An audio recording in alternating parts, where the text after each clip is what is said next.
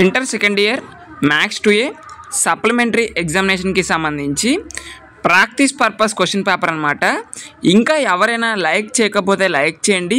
So main motto వచ్చేసరికి ఈ యొక్క practice purpose question paper provide చేయడానికి, సో మీకు ఏ విధంగా క్వశ్చన్స్ అడుగుతారు అనే ఒక ఐడియా రావడం కోసమేనండి ఈ యొక్క ప్రాక్టీస్ పర్పస్ క్వశ్చన్ పేపర్.